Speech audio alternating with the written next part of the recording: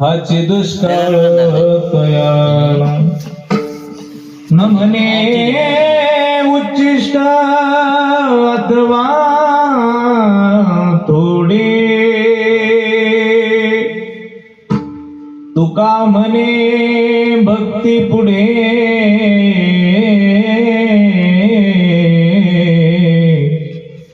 थोर प्रेमाचा भुकेला हाची दुष्काळ तयाला समचरण सरोजम सांद्रणीलांबुदाभं जगननीत पाणी मंडन मंडनानां तरुण तुलसीमाला कंगरम कंजनेत्रम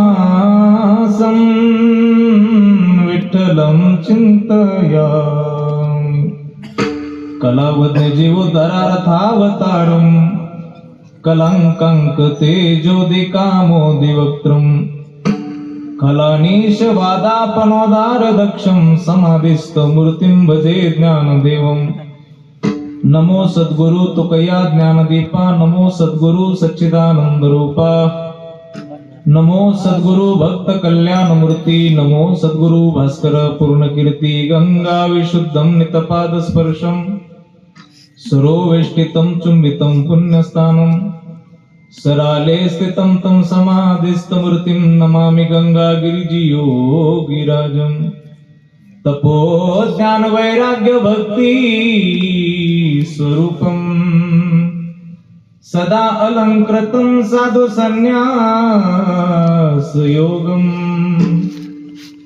मुखे यस्य वेदांत शास्त्रार्थ नीतिं नमो नारायण गिरिजि ब्रह्म स्वरूपम् शुक्लं ब्रह्म विचार सार परमा मध्यम जगद्व्यापिनी वीणा पुस्तक धारिणी मभयदां जाग्यन्धकारपः हस्ते स्फाटिक मालिकांच ददतीं पद्मासने संस्थिता वंदे तं परमेश्वरीं भगवती बुद्धिप्रदा शारदा श्री गुरु चरण सरोज रज निज गुण मुकुर सुधारी बरन रघुबर विमल सुजोदाय कुफलचारी बुद्धिहीन तन जानिके सुमिरो पवन कुमार बल बुद्धि विद्या देव मोहि हरेहु कलेस विकार जिते ज्ञान विज्ञान संजीव होते जिते योग विद्येस सामर्थ्य येते जिते मानवाला मिळे मोक्ष गाथा तुझ्या पायरीशी सदा नम्र माता आगा ज्ञान देवा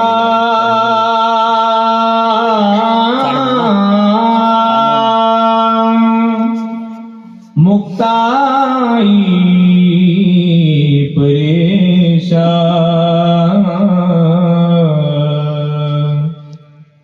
तुझ्या पायरीशी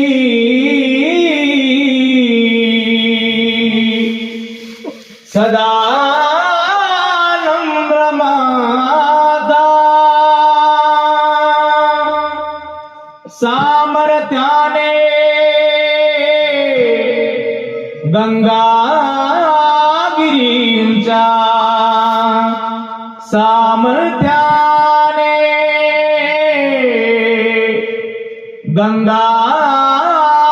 गंगागिरींच्या संकट जाई माला जय गंगागिरी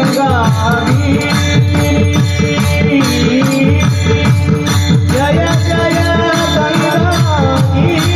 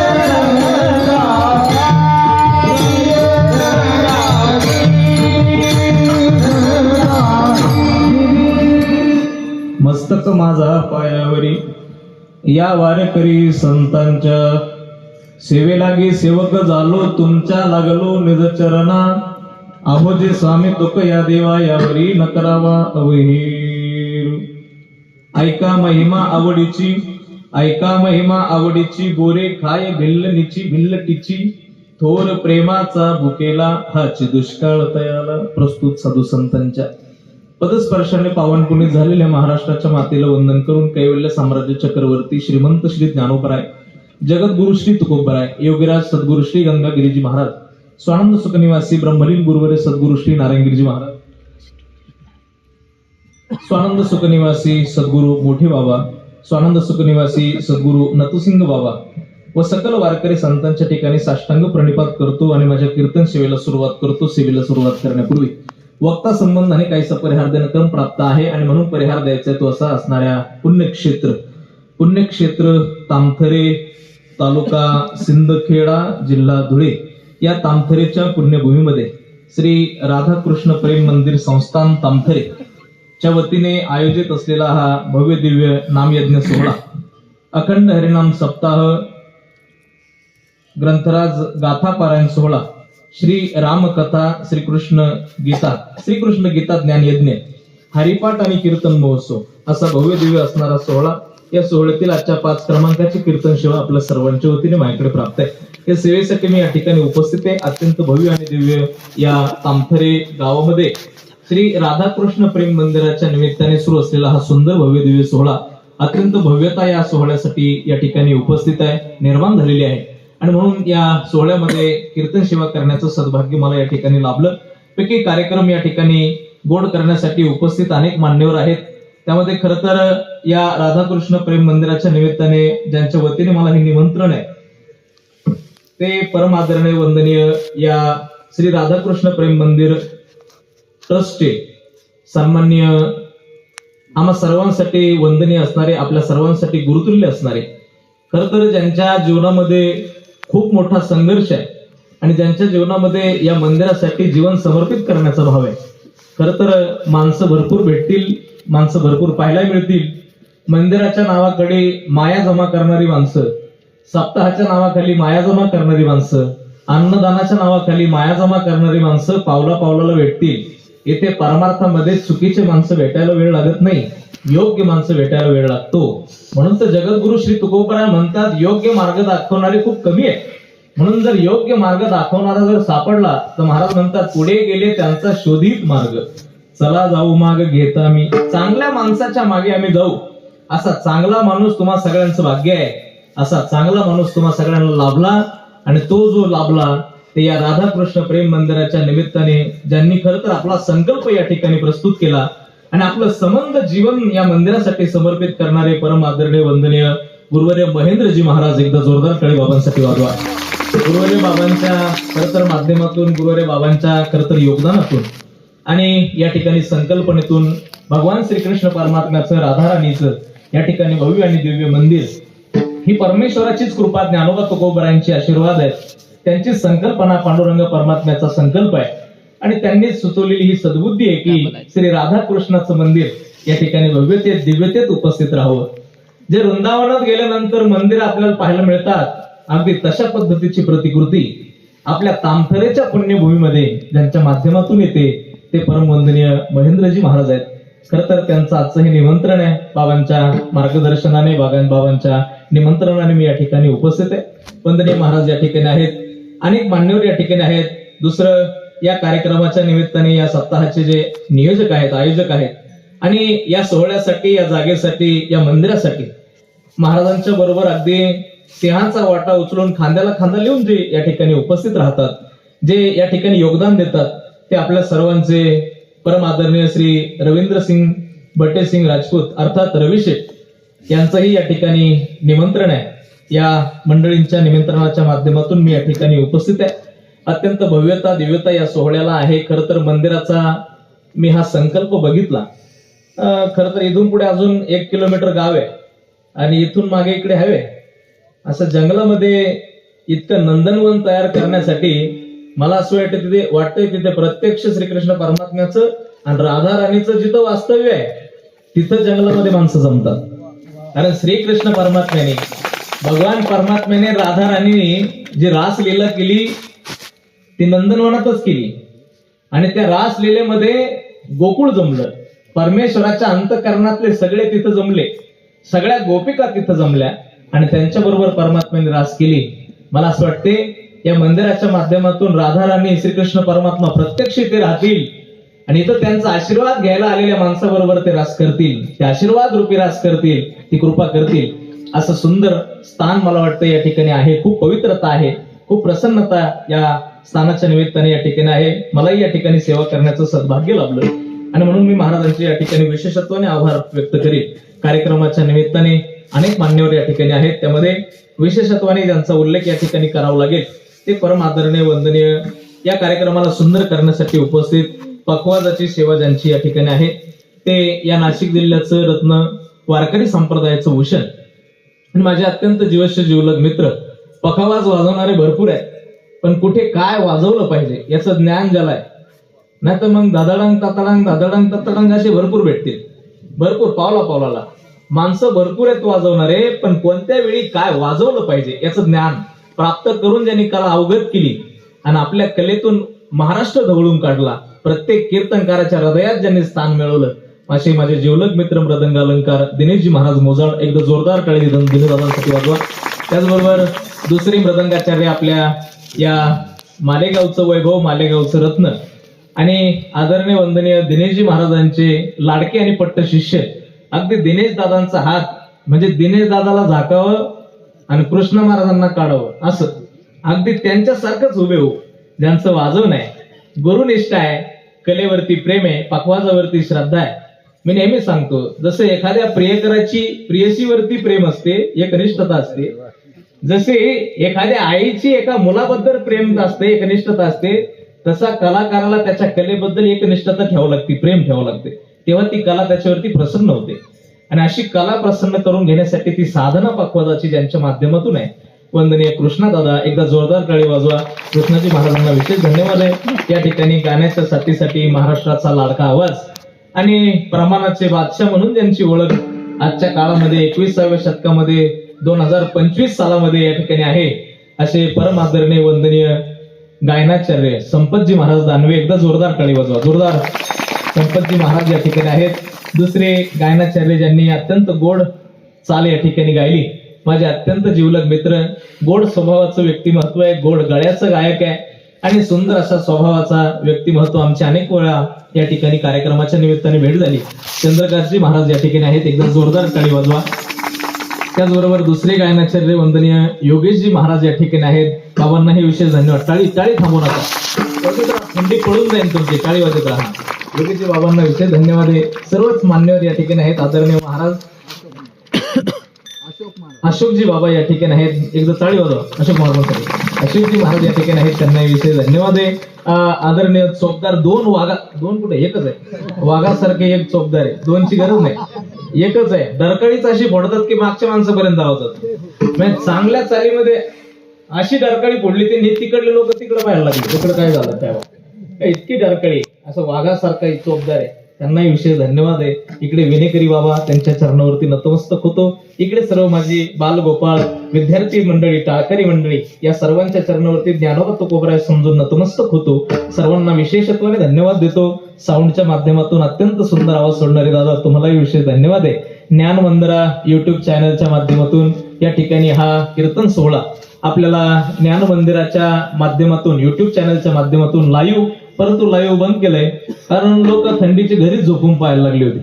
लाईव्ह बंद केलंय, परंतु कीर्तन संपल्यानंतर युट्यूबच्या माध्यमातून हा सोहळा, या सोहळ्याला आयुष्यभर साक्षीदार ठेवण्यासाठी युट्यूबच्या माध्यमातून जिवंत ठेवण्याची व्यवस्था ज्ञान मंदिराच्या माध्यमातून आमच्या दिनेशजी पाटील यांच्या माध्यमातून या ठिकाणी केली, त्यांना विशेष धन्यवाद आहे. त्याचबरोबर सर्वच मान्यवर मंडळी या ठिकाणी उपस्थित आहे. माझ्याबरोबर उपस्थित आमच्या नेवासा तालुक्यातील दिघी गावचे सन्माननीय सरपंच आदरणीय जी आदिनाथजी महाराज दिघे या ठिकाणी उपस्थित, त्यांनाही विशेष धन्यवाद आहे. त्याचबरोबर सर्वच मान्यवर आहेत. आता सगळ्यांचा परिचय नाही, इकडे सर्व मान्यवर, इकडे सगळे मान्यवर, इकडे सर्व मान्यवर. आपल्या सर्वांच्या चरणावरती नतमस्तक होतो. आपल्या सर्वांचा नामोल्लेख माझ्याकडून जरी झाला नाही तरी मायबापाचं अंतःकरण करून मला माफ करा अशी आपल्या सर्वांच्या चरणावरती भावना व्यक्त करतो आणि शपथ घेऊन जातो, मी पुढच्या वेळी तुमचं नक्की नाव घेईन, 100% तुमचं नाव घेईन. फक्त तुम्ही सगळे मिळून मला एक एक तारीख द्या, बाकी काय हे नाही. माझी भाषा कळते ना तुम्हाला? मग भाषा कळली की एक्सप्रेशन देत चला, हसत चला, रडत चला, चेहरा दाखवत चला. आपल्या सर्वांच्या चरणावरती कोटी भावाने वंदन करतो, कीर्तनाकडे वळतो.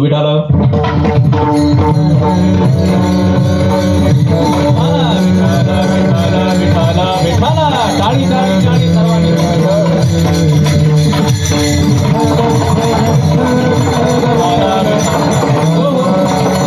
सेवेकरता निवडलेला अभंग महान भगवत भक्त विश्ववंत महाराष्ट्र भूषण कनकाई वल्लभ पुत्र पंचमवेद निर्माते जगद्गुरु जगद्वंदनीय श्रीमंत संत संत श्रेष्ठ श्री तुकोबरायांचा चार चरणाचा अत्यंत उत्तम गोड महाराज या ठिकाणी अभंगातून आवड सांगतात भगवान परमात्म्याची. परमात्म्याला काय आवडतं, त्या आवडीसाठी जगाचा मायबाप काय करू शकतो याचं जिवंत उदाहरण या महाराजांनी अभंगाच्या माध्यमातून दिलं.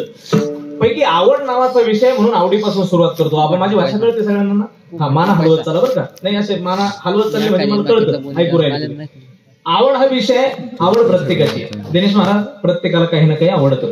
इथे बसल्यापैकी माझ्या माता माऊलींची एक विशेष आवड आहे, पुरुषांची एक विशेष आवड आहे, गायक मंडळींची आमच्या विशेष आवड आहे, वादकांची विशेष आवड आहे, माझी स्वतःची विशेष आवड आहे, चोपदारांची सुद्धा एक विशेष आवड असेल, गुरुवारी बाबांची विशेष आवड आहे.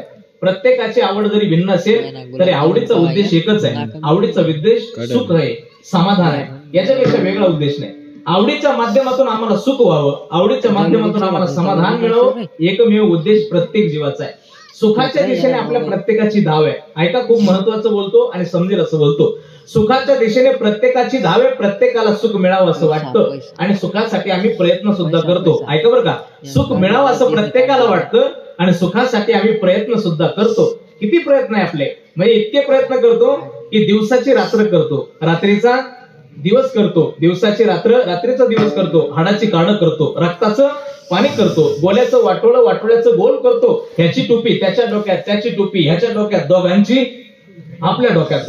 तुमचं पाठ आहे चांगलं, मला माहिती आहे. हा, सगळ्यांचं तेच चाललंय. सुखाच्या प्रयत्नामध्ये जीव आहे आणि सुखाच्या प्रयत्नामध्ये ही धडपड सुरू आहे. दिवसाची रात्र, रात्रीचा दिवस, हाडाची काढ, रक्ताचं पाणी, गोल्याचं वाटोळं, वाटोळ्याचं गोल, ह्याची टोपी त्याच्या डोक्यात, त्याची टोपी त्याच्या डोक्यात, दोघांची आपल्या डोक्यात. हे सुखासाठीचे प्रयत्न आपले चाललेले आहेत. ऐका, सुख मिळावं असं प्रत्येकाला अपेक्षा आहे आणि सुखासाठी प्रयत्न सुद्धा प्रत्येकाचा आहे. मुद्दा माझा संपला, दुसरा मुद्दा काढायचा आहे. जसं सुखासाठी तुमचा प्रयत्न आहे, सुखाची तुमची अपेक्षा आहे, तसं इथं बसल्यापैकी किती लोक असे बसलेत ज्याचा देव प्राप्तीसाठी प्रयत्न आहे, देव प्राप्तीची इच्छा आहे.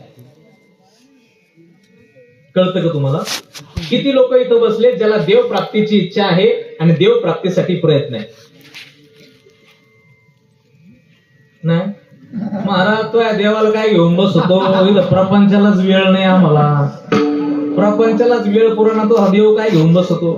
तो हा देव कुठं घेऊन बसतो? इथं देवाला कुठं वेळ आहे महाराज, प्रपंचालाच वेळ पुरायला तयार नाही. 365 दिवस वर्षामध्ये आहेत, पण 365 दिवसातले 365 दिवस आम्हाला प्रपंचाला पुरत नाही. तुझा देवन धर्म कुठं करत बसू? सप्त्याला तर आम्ही कसं ना काय वेळ काढून येतोय, त्याच्यात 2-2 शिटाला घालून येतोय. तो हा देव कुठं घेऊन बसला? अरे देवन धर्मासाठी वेळ नाही, प्रपंचासाठी आम्हाला वेळ आहे. मायबापांनो, एक महत्वाचं वाक्य बोलून जातो या तामतरेच्या पुण्यभूमीमध्ये, राधाकृष्ण प्रेम मंदिराच्या या पवित्र भूमीतून एक वाक्य बोलून जातो.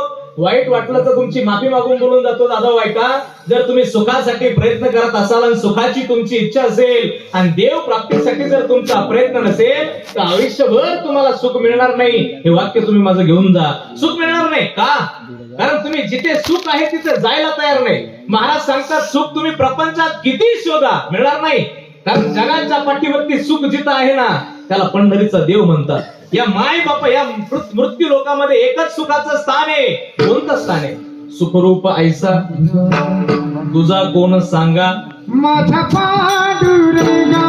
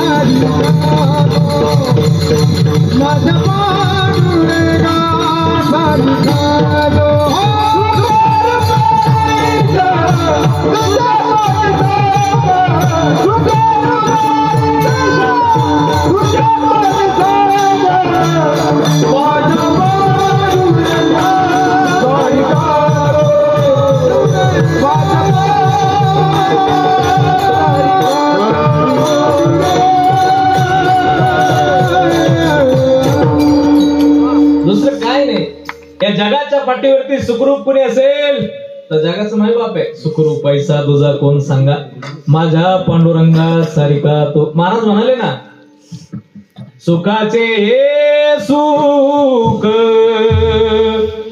चंद्रभागे तिरी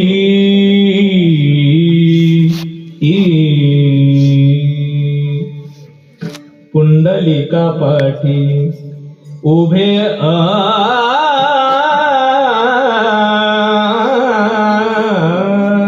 असे उभे असे. सुखाचं सुख पंढरपुरामध्ये आहे, सुखाचं सुख चंद्रभागेच्या तीरावरती आहे. आणि सुख मिळवण्यासाठी जर आम्ही त्याची भक्ती करत नसू, त्याच्याकडे जात नसू, तर इकडे प्रपंचात कितीही प्रयत्न करा सुख मिळायचंच नाही. उदाहरण सांगतो, त्याच्याशिवाय कळायचं नाही. एक शेतकरी आता कांद्याची लागवड सुरू आहे. तुमच्याकडे आहे का कांद्याची लागवड सुरू आहे? कांद्याचे आगास कांदे त्याचे लावून झाले, त्याचं रोप काही जळलेलं नव्हतं पहिल्या पावसामध्ये, रोप चांगलं होतं. तुमच्याकडे रोप आहेत काय? असले तर द्या तरी राव, आमच्याकडे सगळे जळून गेले रोप. लय हाल चालले शेतकऱ्यांचे, काय सांगावं, वाईट परिस्थिती आहे. बरं एकूण तिकून रोप मिळालं तर बाया मिळत नाही लावाय, बाया मिळती नाही. तुमच्याकडे आहे का ते बायांचे टोळे वेळ आहेत का? आहे का? आहे सारखेच आहे तुमचं नामचं. किती रुपये रोज आहे तुमच्याकडे? 400 रुपये. 300 400. तू वाढीन वाढायला नाही. आमच्याकडे तर 500 ग्राम.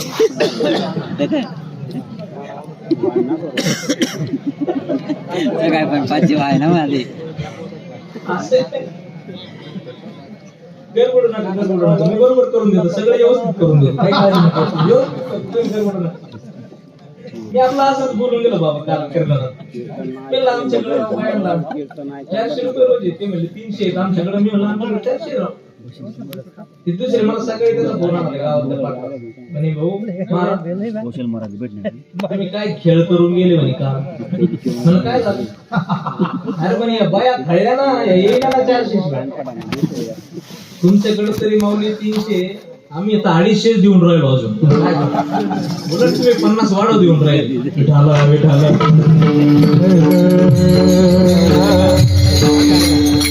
आणि मग कांद्याची लागवड चालू आहे. कांद्याची लागवड सुरू होती, पाण्याचं लावायचं काम चालू होतं. तामथरे गावामध्ये सुंदर सोहळा चालू होता. त्याला असं वाटलं की दुपारपर्यंत पाणी लावून संध्याकाळी मोटर बंद करू, कीर्तनाला जाता येईल.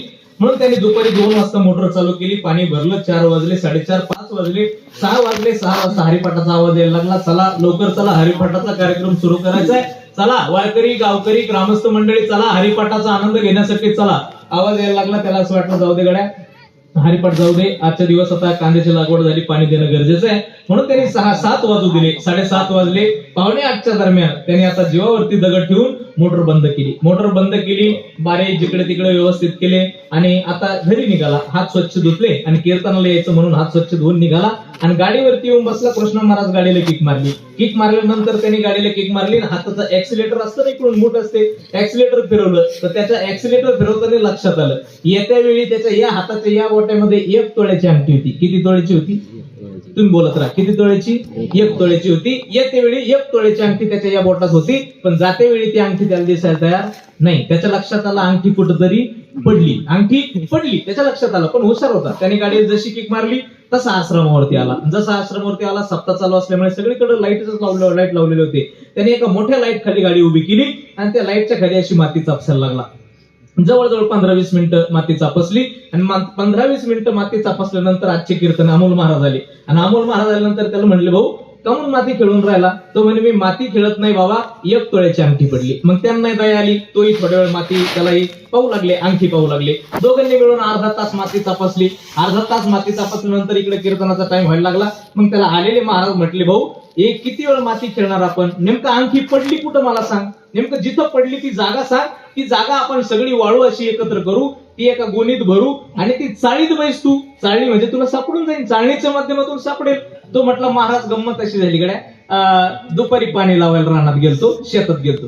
दुपारी पाणी लावायला शेतात गेलो, पाण्याचा कार्यक्रम चालू होता. पाणी जवळजवळ 7 वाजेपर्यंत 7:30 वाजेपर्यंत पाणी भरलं आणि 7 वाजता 7:30ला मोटर बंद करून मी कीर्तनाच्या दिशेने निघालो. पण निघाल्यानंतर माझ्या लक्षात आलं, माझी अंगठी कुठेतरी पडली. पण जेव्हा माझ्या लक्षात आलं तेव्हा शेतामध्ये रानामध्ये अंधार पडलेला होता. मला वाटलं अंधारात नाही सापडायची म्हणून उजेडात येऊन पाहून राहिलो. तुम्हाला कळतं का? मला सांगा त्याला अंगठी सापडेल का? कमून नाही सापडायची? कमून नाही सापडायची? अंगठी त्याची तिथं पडलेली नाही. त्याची तिथं एखाद्या वेळी त्याला माही सापडत, पण त्याची नाही. का? कारण त्याची तिथं पडली नाही. जिथं पडली तो तिथं पाहत नाही, जिथं पडली तिथं तो पाहत नाही, जिथं नाही पडली तिथं पाहिल्या वाचून.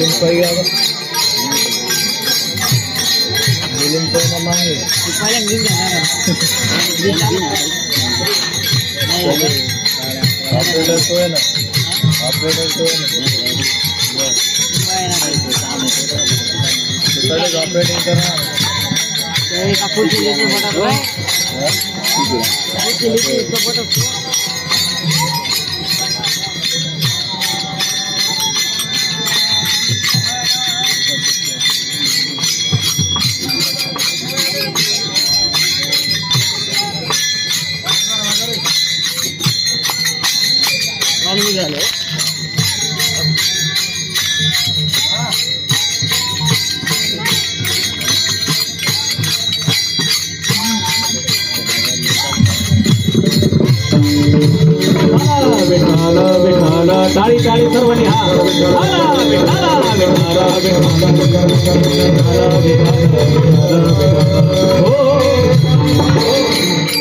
अंगठी त्याने किती सापडली तरी तिथं सापडणार नाही, कारण त्याची अंगठी तिथं पडली नाही. ऐका, कान माझ्याकडे ठेवा.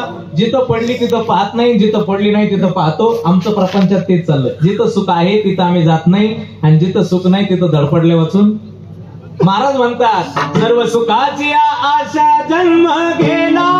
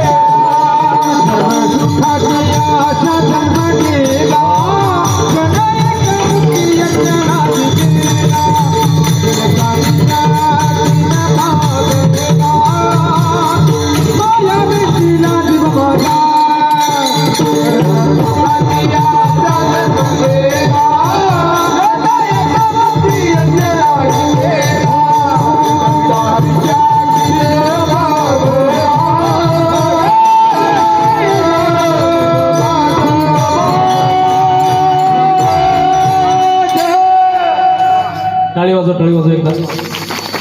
सर्व सुखाची आशा जन्म गेला,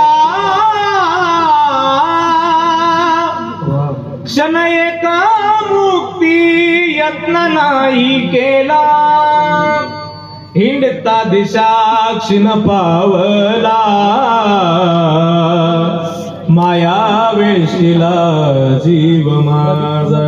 महाराज म्हणतात, प्रपंचामध्ये आम्ही सुद्धा प्रयत्न करून पाहिला, आम्ही सुद्धा प्रपंचात सुखाचा प्रयत्न करून पाहिला, पण आयुष्य कपलं, पण प्रपंचात सुख मिळालं नाही. म्हणून अनुभवातून सांगतो, प्रपंचात सुख नाही, सुख मिळते ते देवाच्या चरणावर. सुख पाहिजे तुम्हाला, सुखा लागिशी करीशी तळमळ, तरी तू पंढरीशी जाय एक वेळ, तरी तू अवघाची सुखरूप होशी. सुखरूप व्हायचंय तर देवाच्या चरणावरती जावं लागेल. अरे जनाबाईने देवाचं चरण गाठलं, आपल्या वडिलांना म्हटली जनाबाई, बाबा ओ बाबा, ही माणसं कुठं चालली? जनाबाईचे वडील म्हणतात, जने अगं ही पंढरपूरला चालली देवाकडे. पंढरपूरच्या पांडुरंगाची वारी असते. देव सगळ्या वारकऱ्यांना बोलत असतो, आषाढीची वारी आहे, सगळे वारकरी पंढरीला चालले. बाबा काहो बाबा, आपल्या जीवनामध्ये सुद्धा हा वारीचा आनंद कधी मिळेल? किती संतांचं गोड भजन चाललंय बघा. ज्ञानोबा ज्ञानोबा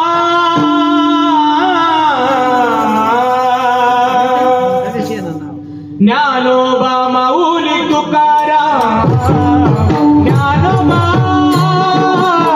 ज्ञानोबा ज्ञानोबा माऊली तुकाराम, ज्ञानोबा ज्ञानोबा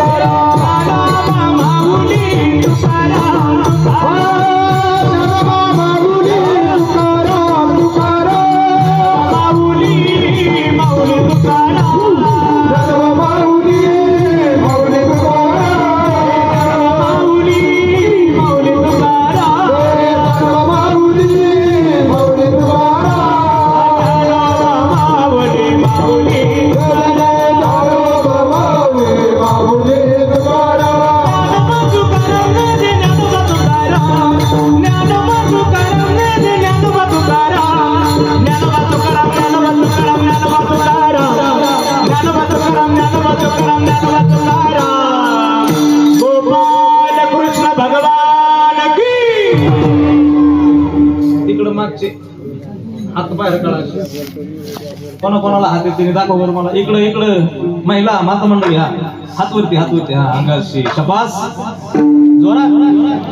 हा गोपाल कृष्ण भगवान की, प्रभु रामचंद्र भगवान की, भारत माता की. तुकाराम माऊली ज्ञानोबा तुकाराम, ज्ञानोबा तुकाराम जय जय ज्ञानोबा तुकाराम, ज्ञानोबा तुकाराम जय जय ज्ञानोबा तुकाराम जय जय ज्ञानोबा माऊली तुकाराम, ज्ञानोबा माऊली तुकाराम.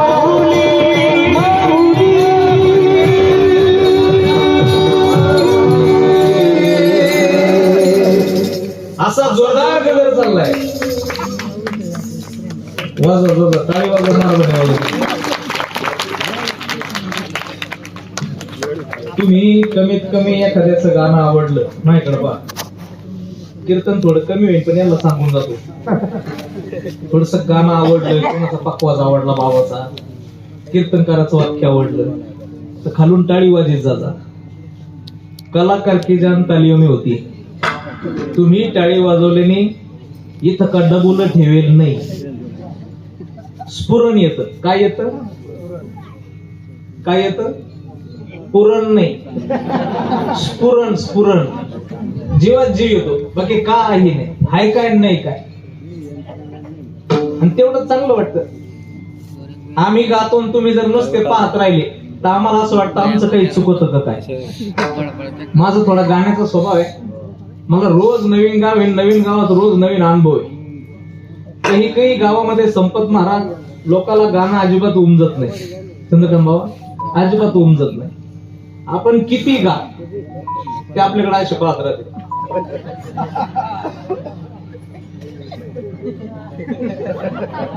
त्याला विनोद सांगा, विनोद ते असे पाहते. एखादा रडायचा प्रसंग सांगा ते आपल्याशी. म्हणजे आपल्याला असं वाटतं याच्या हातात जर एटाचा टोला सापडला तर फेकून आणेल इतके. म्हणजे फार तोंड सोडून बसत आहे. तोंड सोडून बसायचं तर इथे येतेच काय मला तेच कळत नाही. भगवंताच्या परमात्म्याच्या चिंतनात आपण बसलो, आनंद स्वरूप परमात्म्याचं चिंतन चाललं महाराज. त्या आनंद स्वरूप परमात्म्याच्या चिंतनामध्ये माणसाने आनंदी बसलं पाहिजे, आनंदाने बसलं पाहिजे. चेहऱ्यावरती ती प्रफुल्लता दिसली पाहिजे. भगवंताचं चिंतन चाललंय, जगाचा मायबाप आहे जो आनंद सिंधू सुख राशी. महाराज रामायणामध्ये तुलसीदासांनी भगवान परमात्म्याला आनंदाचं स्वरूप म्हटलं. तो परमात्म्याचं चिंतन चाललं, माणसाने आनंदी बसलं पाहिजे. एकदा जोरात टाळी वाजव, जोरात. अशी चाल झाली, प्रमाण झालं की टाळी वाजवत चला. ते तुम्ही टाळी वाजवल्याने जीव ते वैकुंठवासी इंगळे बाबा एक वाक्य सांगायचे, बाबा गाणं ज्याला कळतं त्याच्या समोरच गात जाते म्हणायचे. ज्यांना गाणं कळतं त्यांच्या समोरच गात जा, ज्यांना कळत नाही त्यांच्या समोर उगा यांना देऊच नका, देऊच नका. लोकांना कळत नाही उगा तुम्ही यांना देता, लोकांना कळत नाही. ते आमच्याकडे इंगळे बाबा सांगायचे, एक दृष्टांत सांगतो, तुम्ही एकदा टाळी वाजवा. विठाला विठाला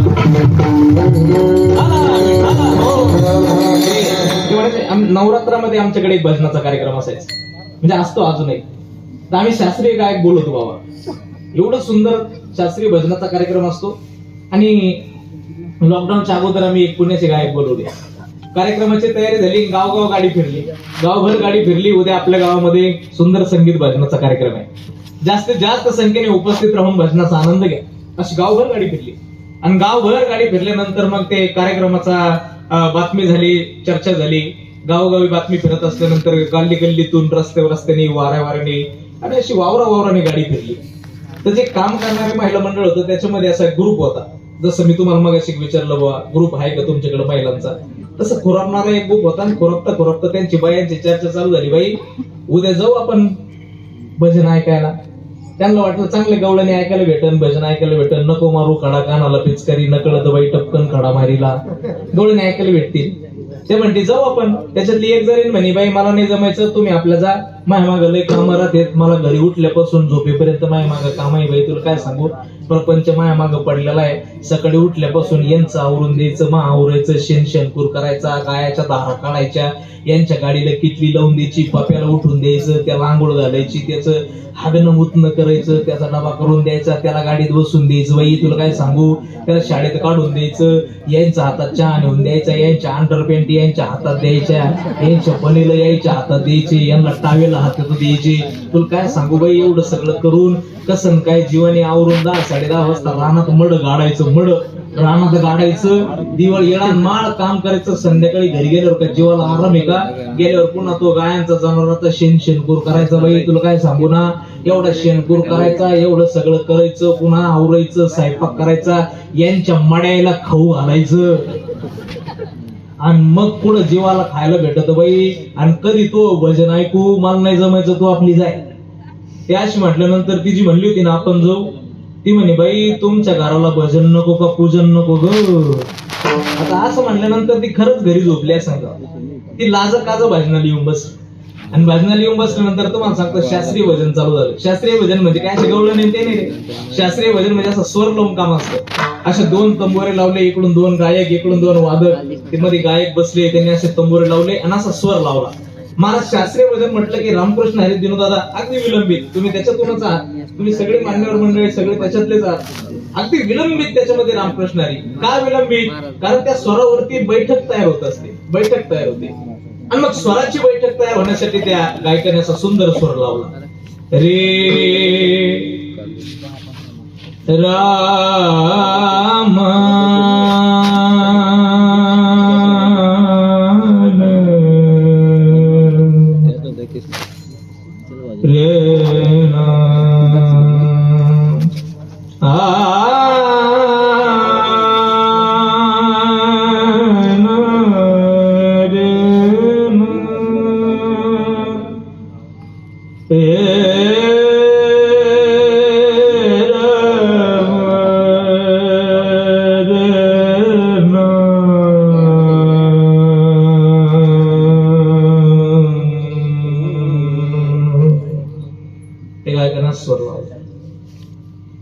ती जी नको यायचं म्हणली होती ना, तिनं असा शेजारची डोसना दिला. आणि ती काय म्हणली माहिती का, तुला म्हणले होते ना मला नाही यायचं. हा, तुला म्हणले होते. तो पाहिला का तो कसा करून राहिला, कोण तो गायक, तो पाहिला का तो कसा करून राहिला. बरं आता ते काय करणार स्वर झालं. त्याच्यानंतर त्यांनी रामकृष्ण हरी रे रा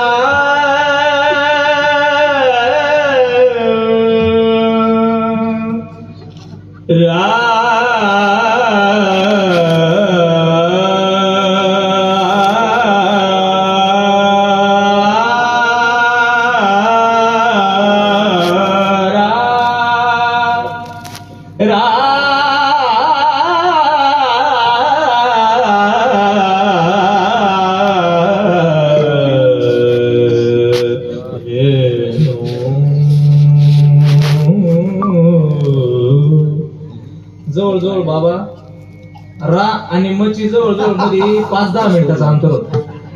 रा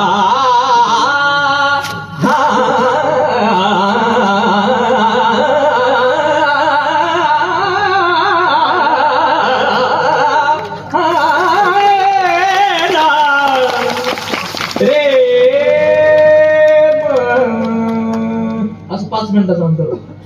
आणि असं 5-10 मिनिटाचं अंतर ऐकून ती जी नको यायचं म्हणली होती ती रडायला लागली. ती लागली ढासा रडायला. ती जशी ढासा रडायला लागली तर गायकाचं गाता गाता लक्ष तिच्याकडे गेलं. तर त्याचं गाता गाता लक्ष गेलं तर त्याला असं वाटलं की महा गाणं ऐकून हिला अष्टसात्विक भाव झाले आणि ही माया गाण्यामुळे रडून राहील. तुम्हाला काय सांगावं तमाशा, तो तिच्याकडे पाहून तो 2-2 तानात भजन उरकीत होता तर तो 4-4 ताना घ्यायला लागला वाढत. त्याला असं वाटलं महा गाणं आवडलं. जसा जसा ताना घ्यायचा ती तशी तशी मोठ्या रडायची. जसा ताना घ्यायचा तुम्हाला सांगतो 4 तास भजन झालं संपत गुरुजी. 4 तास भजन झालं आणि अभंग 5 झाले. 5 अभंगामध्ये किती गवळी झाली. अख्खं भजन भरती रडली. आणि अख्खं भजन संपल्यानंतर गायकाने विचार केला, भाऊ पाठ्या तू भारतभर हिंडला, भारताच्या बाहेर गेला, पण असा श्रोताच भेटला नाही. असा श्रोता भेटला नाही. भजन संपलं, उशीर झाला तर चालेल, थंडी वाजली तर चालेल, पण गायकाला भेटल्या वाचून जायचं नाही. मग ती असं म्हातारीना दर्शनाला यायला लागली आणि मग तो असा बसला. त्याला वाटलं असं म्हातारी येईन मला भेटन, मी पण म्हातारीला भेटन. एवढे श्रोते पाहिले आजपर्यंत पण असा श्रोता पाहिला नाही. हात जोडून बसला आणि असे माणसं दर्शनाला यायला लागले. एक एक एक एक एक माणूस पुढे जायला लागला. म्हातारी अशी माणसं बायांच्या लाईनी लागल्या. माता माऊली यायला लागल्या. एक एक दर्शन घेऊन जायला लागली. दर्शन घेऊन जायला लागली. म्हातारी अशी जवळ जवळ आली. अशी पदर लावला होता तिने असा, अशी पदर लावूनच आली ती म्हातारी. अशी पदर लावून आली, जवळ जवळ आली, जवळ जवळ आली, जवळ जवळ आली. जशी जवळ आली तशी याचा असा हात जोडेल होता. ती जशी म्हातारी जवळ आली तशी हिने अशी हात जोडली. म्हणे आई तुम्हाला एवढं गाणं आवडलं माझं. म्हातारीनं असा पदर केला. म्हणे भाऊ भाऊ तू गाण्याला तिकडं काडी लावून.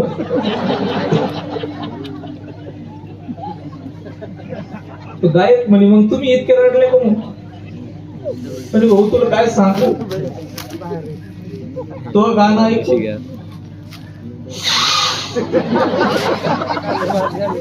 तो गाणं ऐकू माय म्हणे ते कुत्र होत आणि मला ते कुत्रीची लय आठवण ते बिबटू तो सारखं इवळू इवळू गेलं.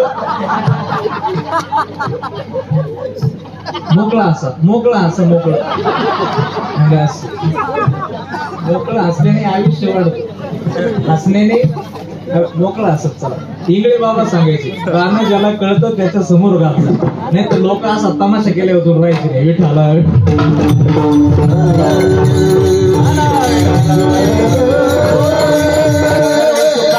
असा जन्म गेला क्षण एक मुक्ती यत्न नाही केला. हिंडता दिसक्षिण पावला माया वेष्टीला जीवा माझा. आयुष्यभर प्रपंचामध्ये प्रयत्न करून पाहिला सुख मिळालं नाही. जनाबाईने वडिलांना विचारलं, बाबा ही दिंडी पंढरपूरकडे निघली, आपण जाऊ. ज्ञानोबा तुकोबारायचं भजन करत चाललेली दिंडी पंढरपुरात पोहोचली. जणी पंढरपुरात गेली, देवाकडे पाहिलं, देवाकडे पाहून पंढरपुरात राहायचा विचार केला. ती जना पंढरपुरातच राहिली, नामदेवरायांच्या घरी राहिली आणि नामदेवरायांच्या घरी राहून सकाळी स्नान करायची, मंदिरात पांडुरंगाचं दर्शन घ्यायची, पुन्हा घराकडे यायची.